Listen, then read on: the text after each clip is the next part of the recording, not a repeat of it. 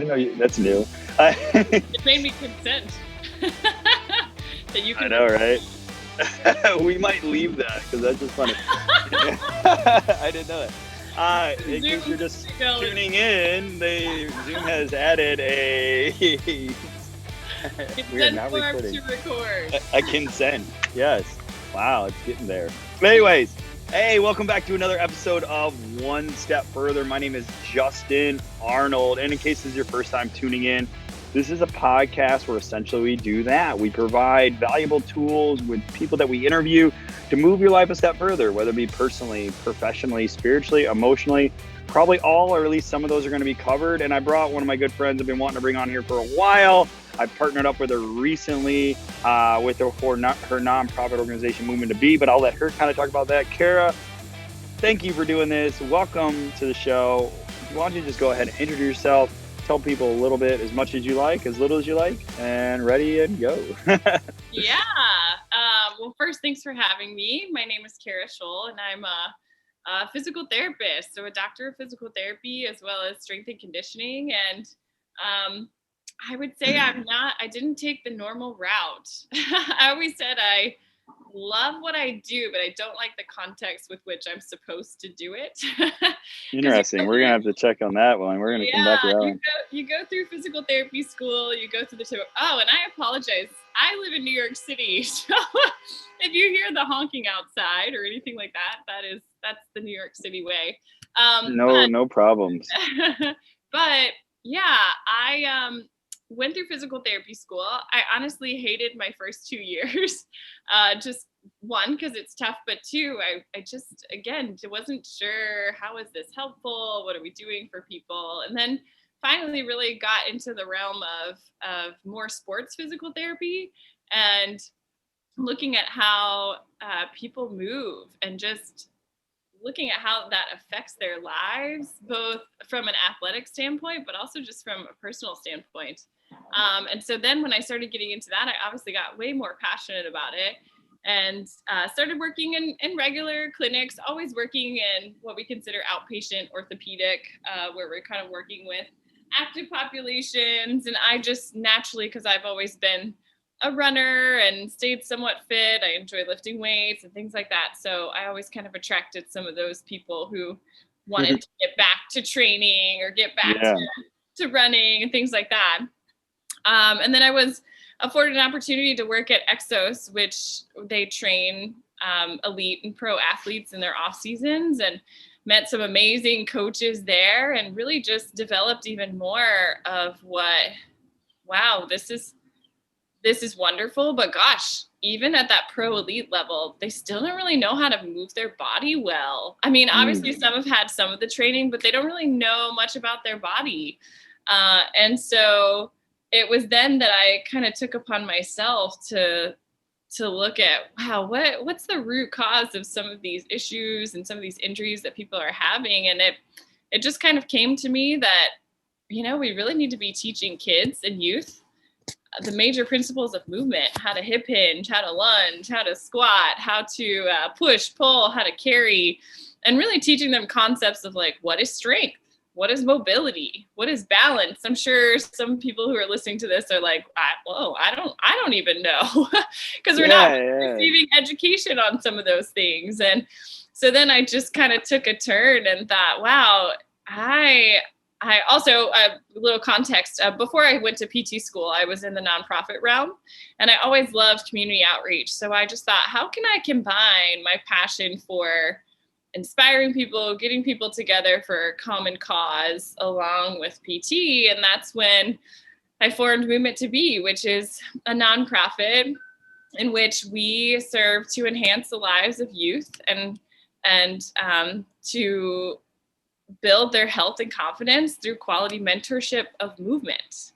And essentially, it's an after-school program where we teach kids how to play, how to move well. We've just combined this curriculum that, if you know the science behind it, it kind of looks like the kids are playing these fun little games, but we're really teaching them key concepts of, we call it our 5 pillars of strength, mobility, balance, coordination, and endurance. Because we found that, gosh, there's a problem. Inactivity is a big problem. Obviously, COVID brought that out. Yeah. And we wanted to create a solution that movement is our solution, because not only does it build self-esteem, um, brain power, confidence, and just the ability to interact with other kids in teamwork, certain circumstances. There's not, unfortunately, some of those types of programs have gotten cut over the years, depending on when you were born. I don't know if you remember back in the 80s, like we had like Dare, that was an after school program, things like that we were kind of learning those concepts. And there are still some things like that, but it wasn't quite as prominent as it was, I know, when I was a kid. So we just want to bring back some of those principles of, hey, we can instill and implant some good seeds within these kids to help them know who they are. They can be who they want to be, and taking care of their body is extremely important. So I took my path, the route that I was supposed to go, and took a little turn. And I do still practice physical therapy, but I more so kind of call it fit habilitation. So I rehab people to get back to fitness, which is kind of cool. But at the same time, I run this after school program, and it's a lot of fun. Yeah, and for those that are listening that know me, you can probably tell why we're friends. I mean, she covered a lot there, and like you obviously have similar. Like, she's a physical therapist, I'm a strength conditioning specialist, movement specialist, call it your will. But as far as our mindsets around saying, like, I'm a S&C version of her is what I'd like to say. I mean, I've never been to a facility, but the way she talks, the way she describes it, she's more advanced in the knowledge aspects, and she can diagnose certain things. But she can come to me and be like, hey, this is what's wrong, and I can go through with an SSD, but she's fully capable of that as well. So I just love that you covered so much. Like you took all my questions away. No, I'm just kidding. But no, you're great. No, the thing is, it's like, there's so many things that you touched on there. Like, like, for example, you talk about school a lot and why you started doing this and getting back into it, and how it's just not really taught at all or anymore, or to the depth that it should be.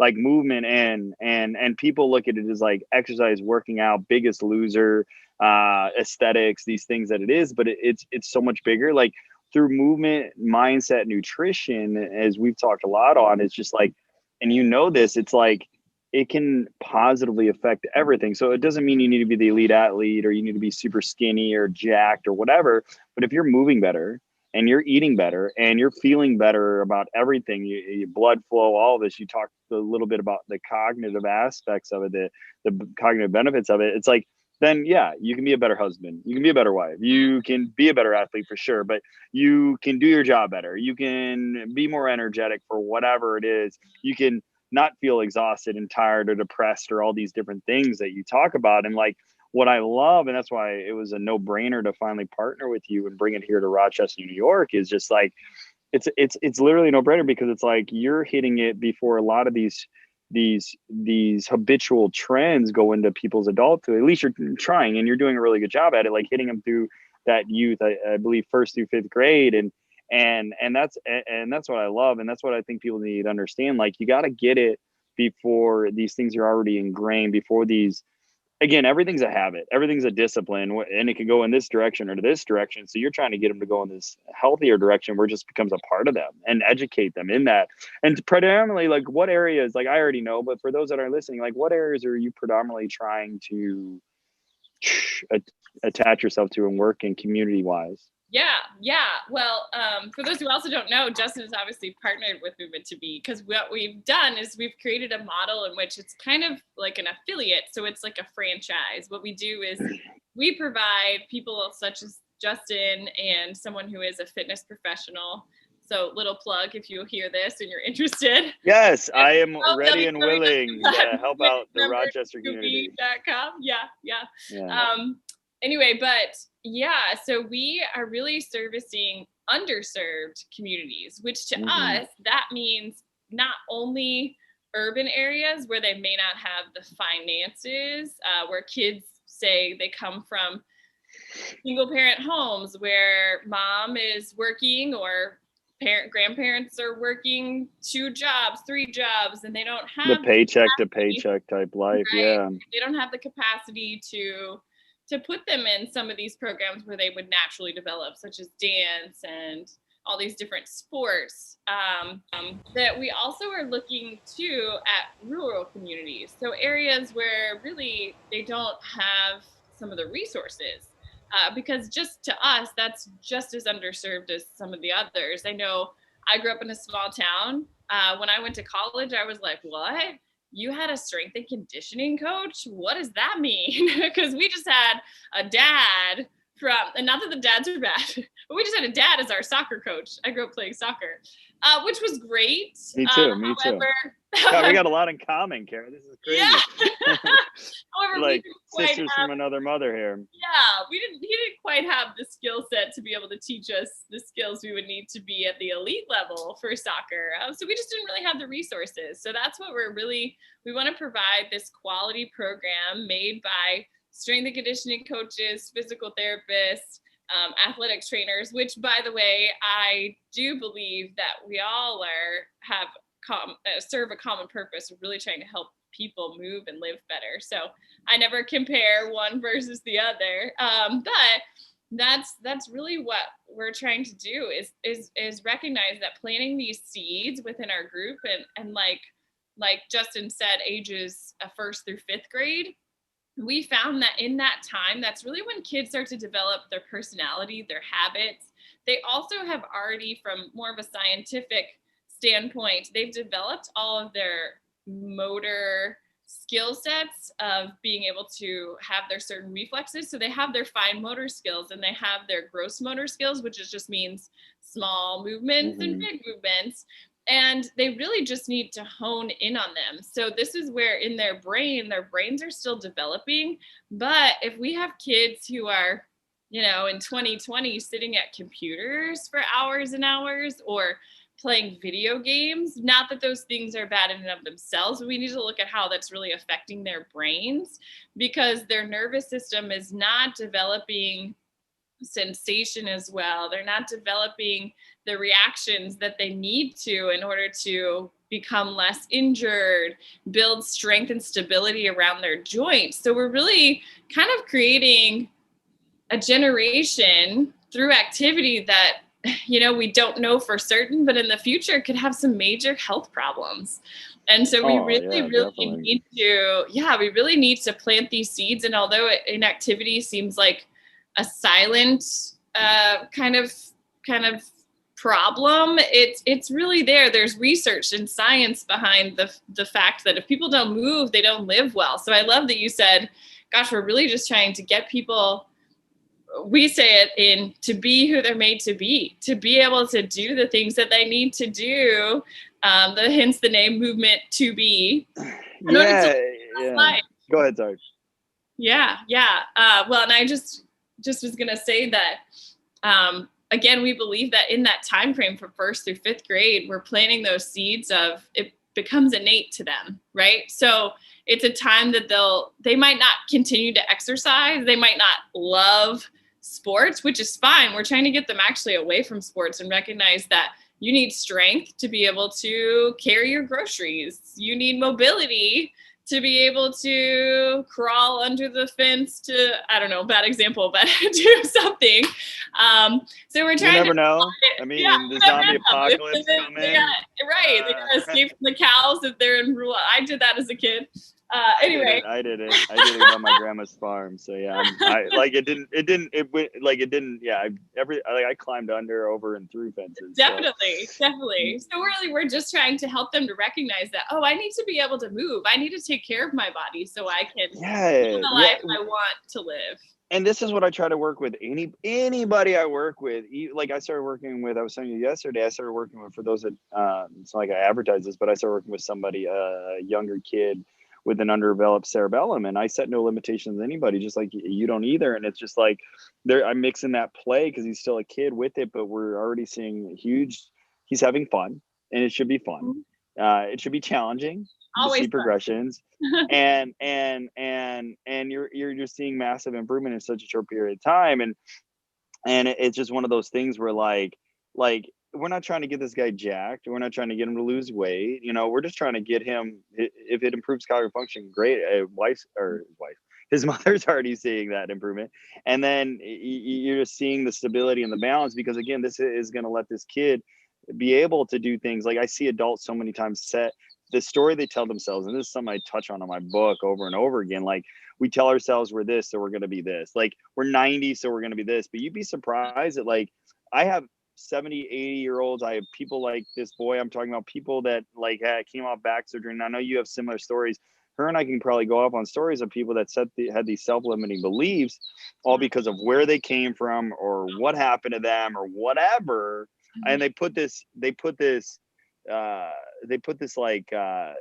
this like this hard kind of like stop on fitness because of their view of what they think fitness and movement is. And it, like, again, I'm trying to get my kids out and play. Like you touched on, like, you know, in front of computer screens, and we already know, like, we're so far from nature, and we're still very primal. Like we know that if, like, we get out in sun for a certain period of time, you know, everything in moderation, that we're going to be better. Like we all need sun to survive. We know if that we breathe better, like, you know, like we can't, like, one of the first things I go over with every client is breathing. And I was like, I'm here to work out, lose weight. But like what they don't understand is they can't breathe well. We're not going to get very far very fast, especially if they got, like, I want to lose 40 pounds for Puerto Rico next month, which is hard anyways. But anyways, that's another thing. And that's what we're just trying to get them. You're trying to get it in this age group. Before I go off on this tangent, like, you know, and there's even things, and you probably know this better than I do, about like the subconscious and the conscious, and psychologists talk about this all the time. Like you see that split, and I have an 11, 8, and 5-year-old, and I see when they hit 7, 8 years old, there's just a difference. They're moving on. So if you can get them this kind of ingrained into them, like you were talking about, at an early enough age where it just kind of becomes a part of them, that they know that it's something that it's not, that they kind of need to do, want to do, and that it doesn't have to be like deadlift, bench press, and squats. It could be climbing on the monkey bars and playing out in a field, and that's still play is exercise. Exercise is play kind of idea. Definitely. And I think it's super important. Like you talked about, one more thing is, like, you know, you touch on the schools, but it's just like, you know, this isn't in schools. And one thing I see all my, like, entrepreneur friends post is like, why are they teaching finances and stock markets and budget? And I was like, why are they teaching the importance of movement? I think if people are moving better, they may make better investments, not the other way around. It's like we're so obsessed with money. And I think it's important to live these, but again, you need to find joy in where you're at. And like, if you can move better, you'll be able to make better decisions. The cognitive aspect that you touch on all the time. And it's like, you know, we could drill these, but that's where I say it always starts at home. But that's why you're going to these underserved these communities, whether they're single parent home or low income where the parents are working. Parents just don't have time to teach them about investments or teach them about movement. So you're trying to do your part to go into these, to teach these things, because we can't rely on the school system to teach them everything. And that's just a reality of the situation. So I tell people, if there's 2 parents at home, then you need to figure it out. But if they're not, you got to look out. And that's why I'm grateful for Kara, who's developed this system. Now that we just need somebody to develop the financial aspect, and we're good to go. But anyways, like, that's what I'm saying. Like, this is a great system that everybody, if you really, I would challenge you this, and then I'll move on. I would challenge anybody listening to this that knows children, whether they have them themselves or they plan on having them, and they just don't have the resources or the access to, they need to search out for something like Kara's MOVEMENT2BE, because what they need to realize, it's not about being the fittest or the most athletic. It's about, if you want your kid to really just have preventative measures to stay away from expensive healthcare systems, that's a roller coaster ride, and literally just live the best life possible, you know, mentally, things we talk about on this conference, mentally, physically, spiritually, emotionally. Like, this stuff helps with depression, as we see the mental health crisis. Again, you and I could go on and on and on and on, but like, movement is medicine, you know? So it's really all encompassing. Yeah. And kind of back to the, what you were saying about developing habits and it becoming innate within these kids. I always say that, you know, there's a dentist somewhere, I don't know where in history, but they said, hey, if you brush your teeth at morning and night, you're less likely to develop cavities. Why are we not doing the same thing? If you do these exercises, if you think about your body every day, you're less likely to become injured. So that's really what we're trying to do. I always say, hey, we may not be curing cancer, but We might be. We could be preventing it. So Yeah, like that's our what I figured you were going spiel here. Yeah, but also I don't know. Again, talking back to these programs that we used to have as kids, I don't know if anyone you might even remember. We had this thing called Jump Rope for Heart, and we had this guy who like taught us how to jump rope. I think I was in second grade, and I probably didn't jump rope again for maybe 8 years, something like that, right? And then I jump roped maybe like after high school and college, and I had learned how to do double unders and crisscrosses, things like that. Because one, that's easier to learn as a kid a little bit. Yeah. But I think, again, it was in college. Someone was like, oh, how do you know how to jump rope like that? And I was like, oh, I mean, I learned in second grade. Right? Because it was something that in that prime time, first through fifth grade, I learned, and then it became innate to me. So that's really what I'm trying to do as well. I feel like so many people can relate to this foreign language. Everybody knows, or maybe not everybody, most people I know that if you learn a second language at an early age, you're more likely to remember it. And it's also easier to learn at these ages before your mind is just over, especially now with all the stimulus out there that's just impacting your brain and all the decisions you got to make on a regular basis. Heck, I was just like, I was ordering something online, and just the decisions with the ordering process, like not just picking out what I wanted, but then just checking out. And then you got to check all these boxes to affirm that you're a real person. I was like, oh my God, I was just like you have to do so much thinking just to do the most simplest thing, like, right? Like nowadays. And it's like, people don't understand, like, well, that's easy task. It still takes bandwidth out of your mind. So it's like, again, back to like, the older you get, the more you have. I mean, my kids have computers coming home. I didn't really have a computer barely till I graduated college or high school in 1999. We had computers in our school, but it was like kind of like you had to take a class to use them in the 90s, really. And we didn't have that great of computers. We were a poor school, so it's like thick, yeah. Somebody posted the other day. So I'll say this. Somebody posted the other day. It's like, like one of those. Hey, remember this is how. You're this old if you had, or something like that. You're this old, or remember how old you were if you had Macs in your computer room. I'm like, you guys had Macs? I was lucky to have a Commodore 64. We had the big disc, the big hard disc. You had to also. Yeah, we were still using that. I still was using that in college. I remember my junior, senior. So my junior, senior year of college, I finally got we had those Macs that she's talking about. So they were talking like 2002, 2003. And I'm like, well, anyway, sorry, I digress. But like, again, that was then and this is now. And so again, if you can get it people at an early age, but then you go into some of these computers where they just don't have access to a lot of these things and tools. And you'll find that like all you really need is the body. I get some of you, I don't have equipment, I don't have this. And it's like, you don't really need much to get pretty strong. I remember. Yeah. And that's what, go. You said you wanted to say something. Go ahead. I was just going to say that. That actually brings to mind that with MOVEMENT2BE, we really just. About you don't need much. Oh, you froze. Yeah. Hold on. Yeah, with MOVEMENT2BE. There you are. Oh, you're back. We're back. Sorry. Technology. You're good. Yes. Sorry about that. Yeah, but you're good. Yeah, we're talking about supplies. So supplies for MOVEMENT2BE, we used to get like scooters and have like all this cool stuff. But honestly, to trek all that around, we were like, we could be simpler. So now we do things like, you'd be surprised. Especially around New York City, I bet. Tennis ball. Yeah. It's a little bit of a pain here, but a competent tennis ball can go a long way to teach kids a lot about their body. And that's what we kind of pride ourselves in is, look, all you need is a string. And we could do a lot here today. So yeah, you don't need a lot. That definitely should not be an excuse for anything. Some people feel like they need a whole gym or all these fancy equipment. And I know back when I worked at Exos, we said, hey, if you put all of us strength and conditioning coaches, physical therapists in a room and you gave us a pencil, I guarantee you we could create a workout. Yeah, I remember when I was in high school wrestling, me and a guy, all we had access to was push-ups because like the weight room back then was just allowed to football players. I remember playing soccer and it was against the rules to lift in soccer back then in the 90s because they thought it would slow us down. We weren't allowed to lift.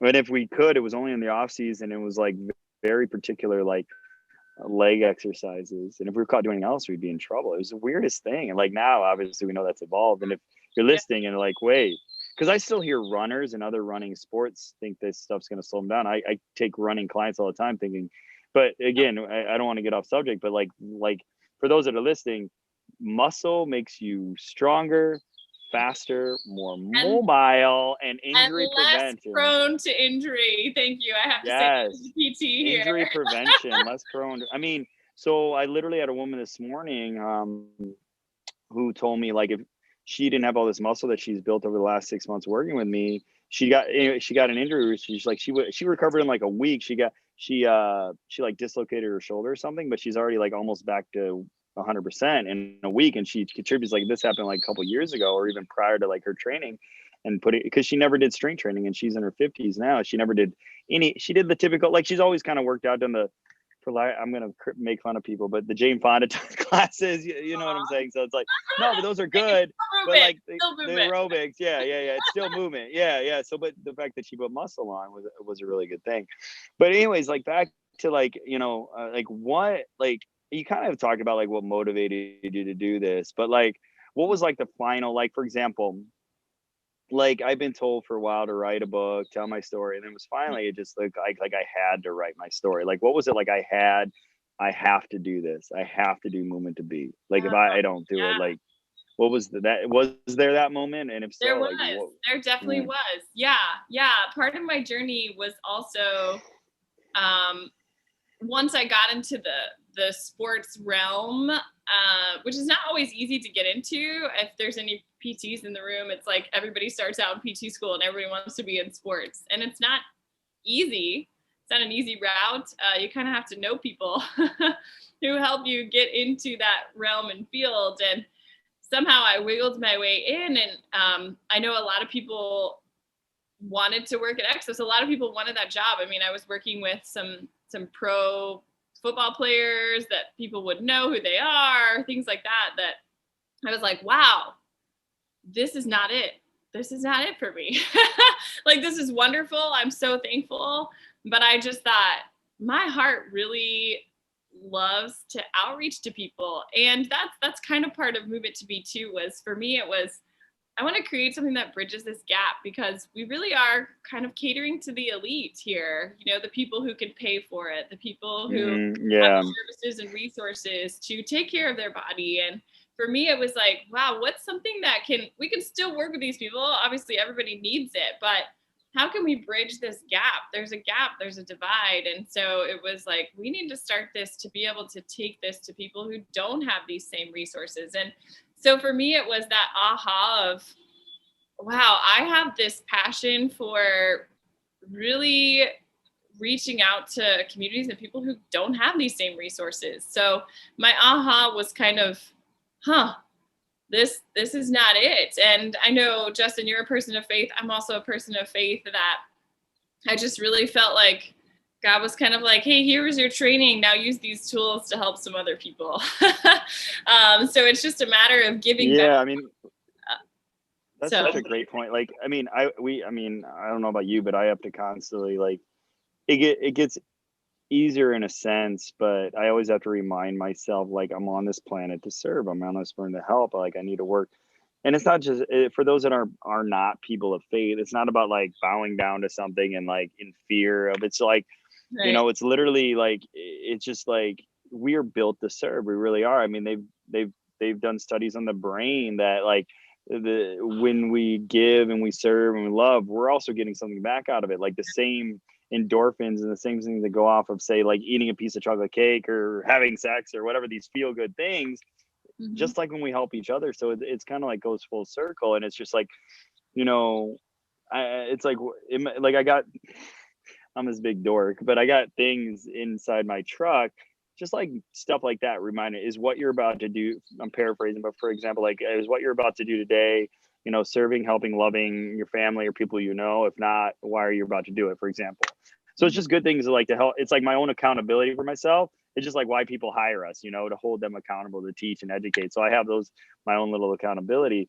Yeah. And I think that's important. And you've talked about the benefits for sure, like preventable measures like cancer, heart disease, the cognitive function benefits. But there's something we've talked about, and I think it's even more specific. And I want to talk about this just because it's like here in Rochester, for example, like we're having one of the worst crime sprees ever. And per capita, we're up there with like just about any big city. It's gotten so bad that the Rochester literally have called in federal agents to come help us out. The sheriffs are involved. Like, for example, just not too long, like I think it was last week, a mother in front of her children got gunned down and murdered.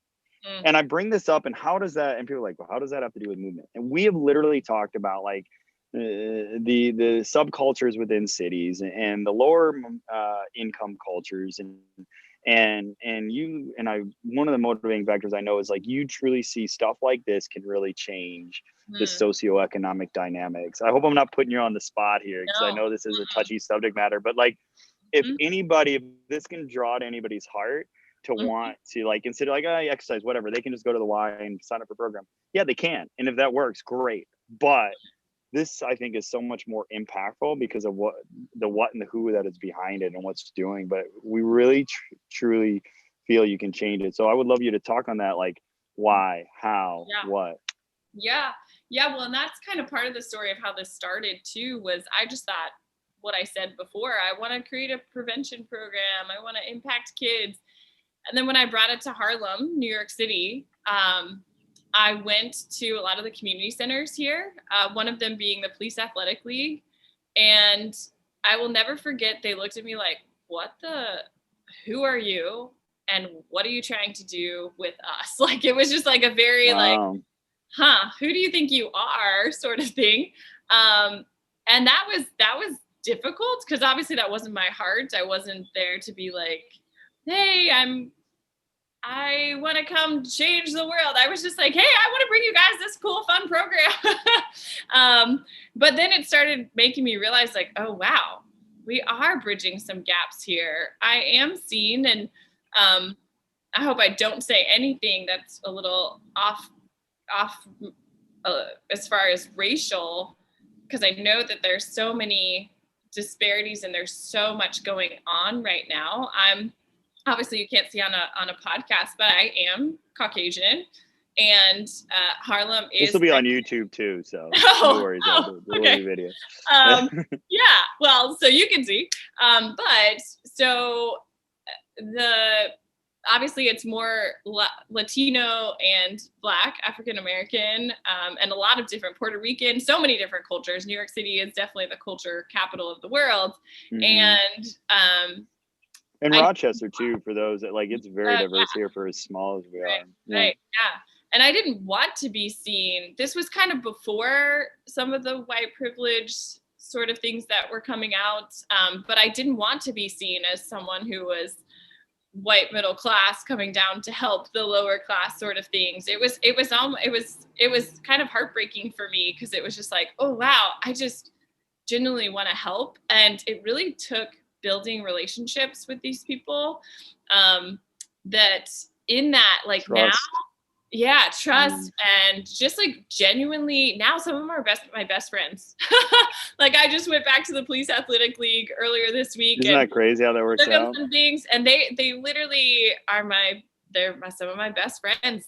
We love each other, and I seeing that, I think is one of the things. I know we talk about how can what's going on in the world right now even change, and I really think it starts with things like this. Like, I see movement because, look, we all have a body. It doesn't matter what color it is. It doesn't matter what it looks like. It doesn't matter if it's big or small. We all have a body, and we all have a purpose here.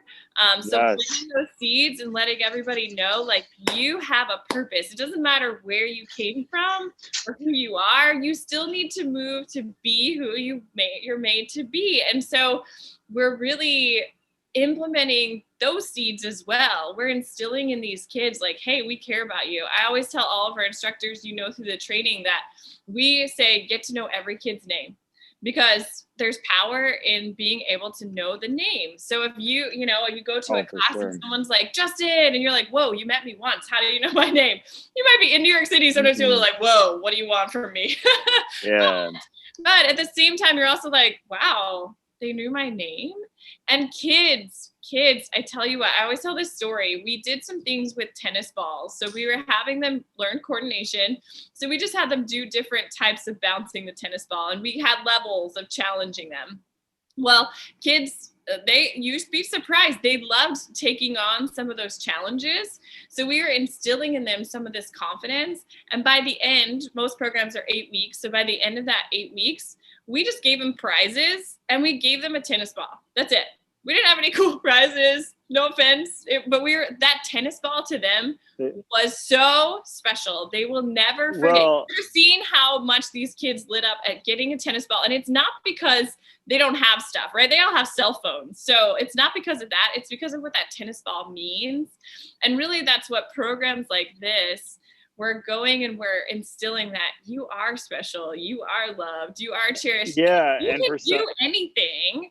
We're challenging you to do this because that tennis ball had the meaning of, oh, it doesn't matter where I came from or how bad my school day was or how bad my family life is. I can do this. So that's for some, yeah. And for someone, they'll look at they'll never look at the tennis ball the same way, and I correlate to that. Like my kids, they got a good life. My kids, like, I don't want to use the word spoiled because I got good, well-behaved kids, but like in a sense, they're better off than I was, which is what we want as parents. You know, you want your kids to be better than you were. Like we have a good life. I can sit here and record a podcast and not be, you know what I mean? Like I live a pretty cool life, and I say this because it's like even with my kids, where we could go to a Disney World and we could do these things.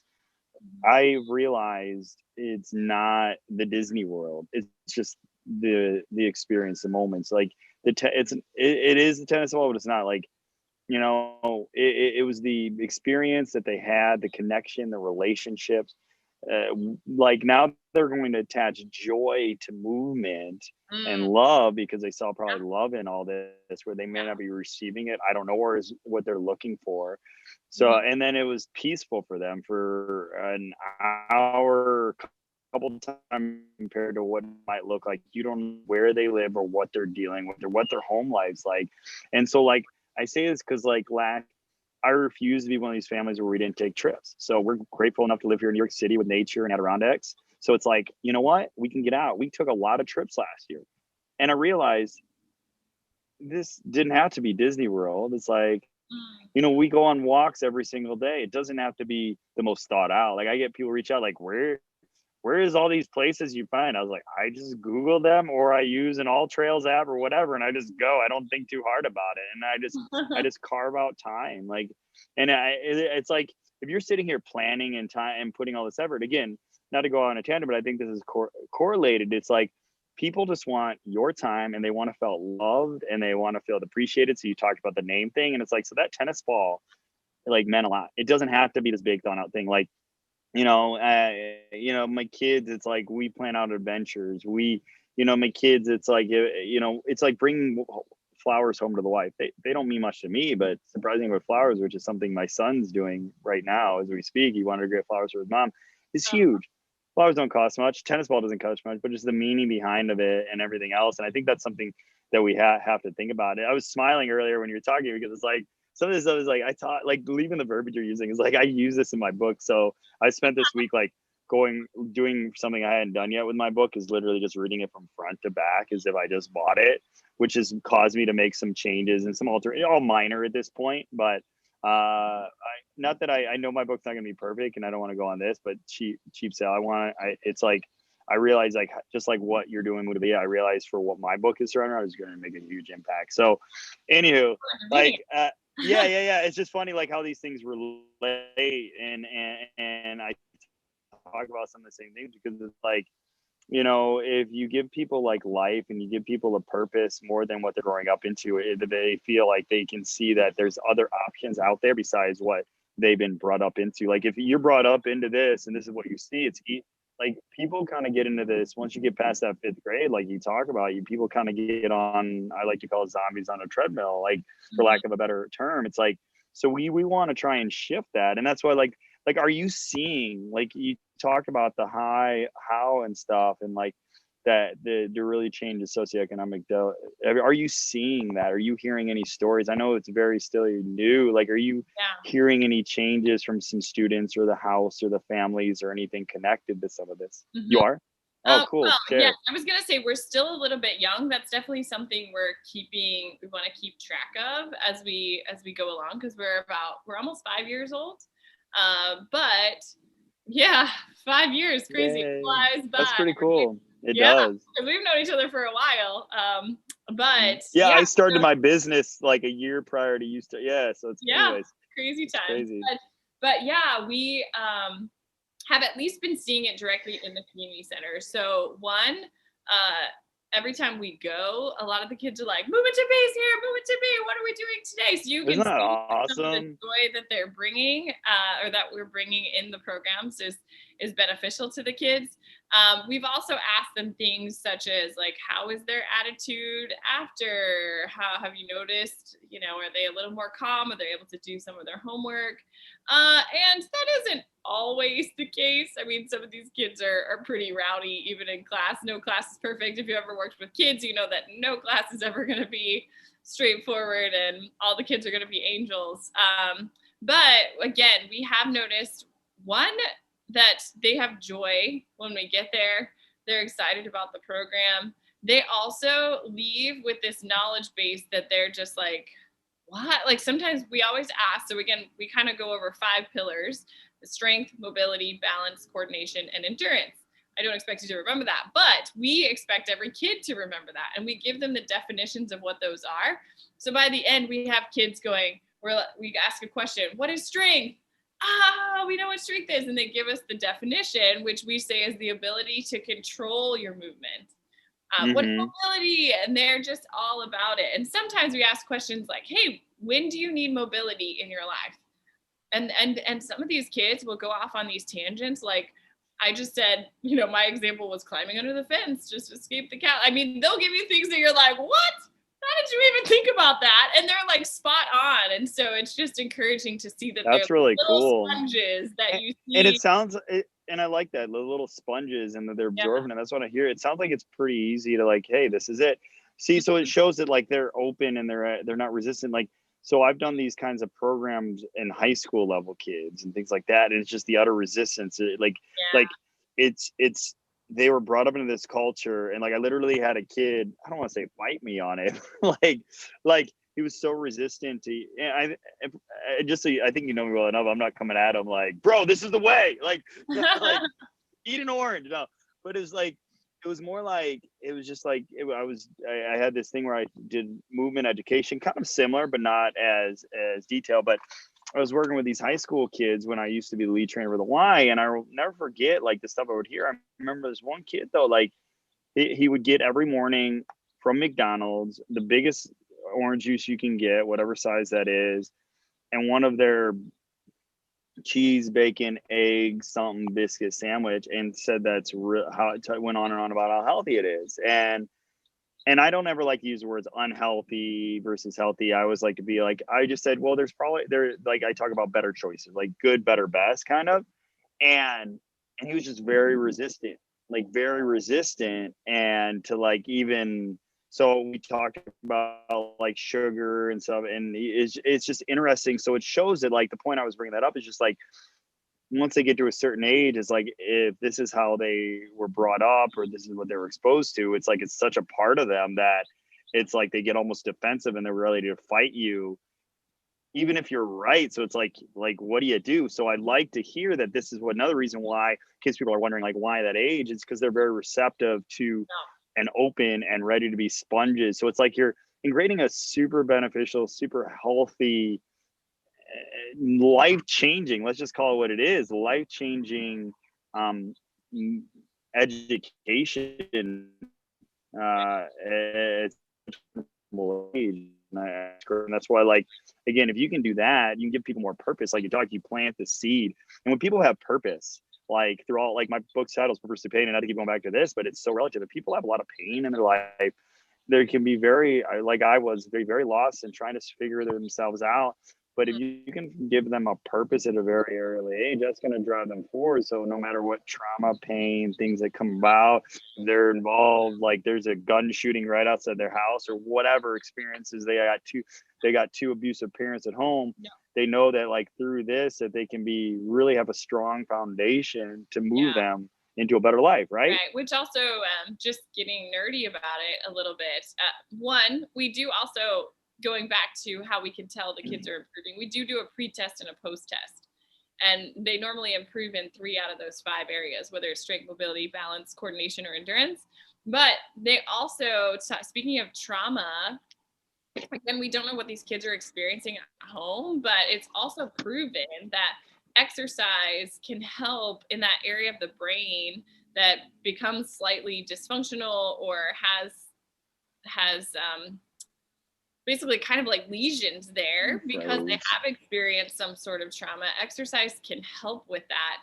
And it also helps then with the education component. So a lot of times we go to these schools, and sometimes we've seen charter schools in New York City, they don't have PE because they're so focused on their test scores and all those sorts of things. And that's what we'd like to track in the future, is seeing how does working and really incorporating movement and thinking of how that's developing their brain help them in the long run within their education, because kids who have experienced trauma are just not going to absorb information as well. Their math test scores are not going to go up. Sorry. So we need to think of other ways to help the trauma that's going on. If you're worried about, I know this from experience, if you're worried about what you got to go home to or what you just experienced or anything else, you're not focused on math, and these kids get overlooked as just behavioral issues or whatever. So they just get pushed aside.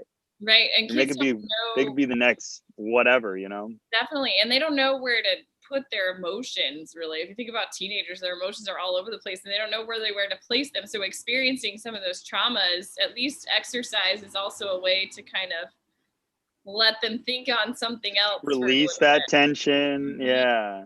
Definitely. Not only there's so many benefits in the release the tension, the endorphins that make you feel better when you're doing it. So not only releasing the tension, the feel better hormones that do it. So you can improve mental health just with that. And we've talked about this on this podcast with other people I interview, but if you have for those that are listening, you haven't realized mental health is going up. So is the obesity, and health epidemic is going up. There's a correlation.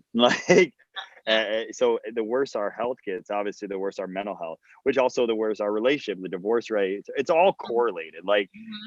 Our physical health gets worse, our emotional, our spiritual. So whether you're a believer or not, in belief, in anything, and then our emotional, so it's and then it just gets worse. It becomes full circle. So because this is bad, then this gets worse. And we don't want to move, then we don't want to eat healthy. We want to find comfort in so we might stare at a phone all day, or we might go grab a bag of chips and ice cream at 11 o'clock at night, and all to make ourselves feel better for that moment. And all this could be prevented because if you give them the tools, to know that, okay, these are better choices to make. So even if they do, fall off the wheel for an example, they know how to get back on. And I think that's the biggest thing that you and I probably run into. People just don't know what to do, so they just don't ever get started. Yeah. They don't understand the why behind it. What's the point? I don't want to be I hear this, I don't want to be jacked. I don't want to be like you, Justin. I don't want to be I'm not trying to be an athlete. I'm not training for anything. That's not the purpose. I always ask, especially if somebody has kids, it's or if they have grandkids, this is something well, I was do you want to walk your granddaughter down the aisle? Yeah, of course I do. Well, your current state, do you think that's possible? And depending on what they're 9 times out of 10, that's where tears come down. And I'm not trying to make the client cry, but it's just that's what you need to think. Your goals don't have to be this. Your goals could just be living as long as possible, but not just living, feeling the best ever that you can still, I think people get in their head oh, I get to a certain age, so therefore I can't roll on the ground with your grandkids. Trust me, I've seen it. I've seen 90-year-olds bear crawling with their grandchildren because they just kept moving. So again, so those are listening, this is bigger than you, and this is bigger than anything. And so I love that, because we could obviously do this program in any community. And I think getting into this, this is why this is such a huge thing. If you've got a crime-ridden city in the same, I hear, for example, I was on a plane ride.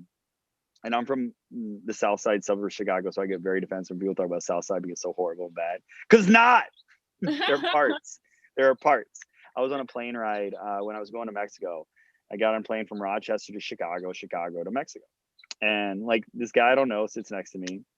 And he's a person of faith too. We got to talking about that. I always try to find ways. Just, you never know. And because it's obviously served me well to live a better life.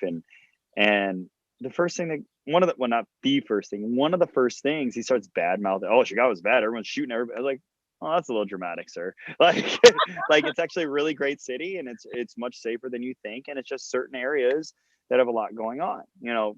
Obviously, I didn't want to go too deep down that rabbit hole because this I already had this and he was getting very defensive, like almost like dogmatic, like no, no, it's horrible. I see it on the news. I was like, okay, I live there, sir, and it's not as bad as you think in certain neighborhoods. So again, back to the neighborhood thing, it's like we get this idea, or we assume that if people just get jobs or do this, and we make these assumptions. But again, it all starts when we're young, and it's great to have these programs, and it's great to have police, and it's great to have all these things. But if you really want to stop seeing this, is movement the only solution? No, but you got to get kids in healthy foundational stuff. So like, yeah, I'll go with the investment thing, but if you can get kids moving better, feeling better, and living better at that age, think about what you can do with the crime. You and I truly believe that. And so for people, this is a huge investment. I think if you really want to change the world, this is the way you do. You get kids to change their health, and you definitely do it in this way. Because what people don't understand too, not to go on another one, is like people move out of the suburbs thinking it's safe, but at the end of the day, what happens here is still eventually going to affect you here. It all comes full circle, and we're seeing it, and especially with today's technology. So like it affects you whether you think it or not. So either invest in programs like this. This is where I get like really passionate. Like invest, be a part of. If you know people, like this is like maybe we're wrapping it up here, but if you know people or communities that could help use this kind of program, if you see that there needs to be a change, get them while they're young, start them where they're young, and start with stuff like this that's already very well developed, has all the infrastructure needed. So somebody like myself or Care or some of the other ones out there can help run it. Was there, I mean, we could go on and talk about a lot, Karen, but is there what else that we haven't really touched on or tapped on that you'd love to just tap on or talk about? And maybe we have, I don't know. Is there anything else you'd like to provide? You were just touching on, I think a call to action really is what I just really would push, of saying, I want to inspire other people that, gosh, if you feel like you don't know how you can help, especially in all the things, like we know 2020 was crazy. It was especially crazy in New York City. And one thing that grounded me was in, hey, we have this program that it's not controversial, but it like really brings a lot of hope and healing to people. Just through movement. And again, everybody has a body and you only get one of them. So take care of it, because you cannot trade it in. It's interesting. Like we're told, hey, brush your teeth. You mentioned earlier, morning and night so you don't get cavities. Pretty much everyone brushes their teeth. That's a no-brainer. Take a bath so you don't smell. We do these things. Why don't we make better, healthier choices when it comes to movement nutrition? And I think it's not because we don't know how. It's either we don't know. So a lot of the things we just don't know why. Like we don't know the why behind it. We've been brainwashed into this society that health is an aesthetic, Biggest Loser driven, that Victoria's Secret model, or sport driven model, where we even know like the sports are getting excessive. Like I was reading a book about just like, we've hit this point in sports, or like, when is it too much? Like how much, like kids are playing, like my son's 8 years old, and if he's playing soccer right now, but if we wanted him to, he could play hockey year round, excessively too much, in my opinion, for an 8-year-old. It's insane. But for you to keep up, to play at a high school or even eventually collegiate, and then we go pro, it's just like, but we hear story after story, like where we consider this success. I think we need to reevaluate what success looks like. And I talk about that in my book. We need to reevaluate what we look at success like, because it's success, because we look at Tiger Woods and the Michael Jordans, and their bank account looked nice, but everything else was kind of a mess, right? Their relationships, and then eventually their mental health. So it's like the same thing. This is tapping into so much at an early age and finding joy and love and value. And hopefully there's just holding on to that. And then they can create generation after generation, because if you're moving better, you're thinking better, and if you're thinking better, you're making better decisions, right? So and then if you're moving better and thinking better, your emotions are more controllable, so you're not screaming or yelling or making drastic actions. So therefore all of this is going to have a compound effect on a society and a community. So very true. There we go. So get on board. If you're listening, check us out at www.movement2be.com. You can also look at Instagram, same thing at Movement2BE. I was just gonna Yeah. ask, how can they get a hold of you? Okay, well, cool. Is there anything else? One last time, I'll ask you that they provide people again, this is one step further that you might think Mm, could help people to move their life a step further. Any one step further nuggets? yeah. That's a good question. I like it. I think find ways to be you. Meaning, if you have two passions, I mean, I combine two passions, and I felt like I never fit this mold, right, of the path that I should be on or should take. And Mm-hmm. I think really find you and what makes you who you are. And don't be afraid to combine things and mix and match. And it might not make sense totally at the beginning, but don't be afraid to do something a little different, to hop out and make something messy, but it's totally 100% you. Yes, I talk about that in my book too. But Yeah. there's And get like Justin's book. yes, no, but and then sign up for her stuff too. But like, you'll have to get one. But it's just like be present and be you. I think that's the best thing. We're so in this one to copycat or Mm, share the same TikTok, but like be you. And somebody told me this. I'll add to that because I needed to be told this. It can mm, be really confusing. We want to do so many things and you add all these projects. yeah. He said to me, you have a choice. You can either do two things at 100% or six things at 60%. Just be Mm, aware of that. So make that decision as well. And you're doing two things: physical therapy, Movement2BE. it's And so very there you true. go. Yeah, Very, there very you go. And I say that to my head whenever like a project or something comes my way. I'm like, whoa, do I want to I give know. everything That's less? an entrepreneur thing. We're like all over the place. And then with me, like having kids and a wife, for those that are listening on family, that's something you're always like, this has really driven me. And these are the words I say to me daily. My number one job is being husband and dad. So Definitely. everything else is a vehicle through that. So whatever that is, just always remember there's a relationship in your life that's super important or Yeah. something that's important to you, like your faith or whatever. Just always navigate through that. So I just wanted to add to that great tip you provided. Well, awesome. We're going to put some of this in the store notes and in the episode notes down below, like ways you can contact her, reach out to her or me, of course, but definitely her. And if you enjoyed this, definitely give us a comment below, a like, a share, a subscribe, all that good stuff. Get it out there, especially those that can benefit, because there was a lot of good stuff in this episode, or people that you know that could benefit from Movement2BE. Again, we appreciate all the listeners that show their love and support here for our podcast One Step Further. And again, thanks for listening in. I am Justin Arnold, and take care.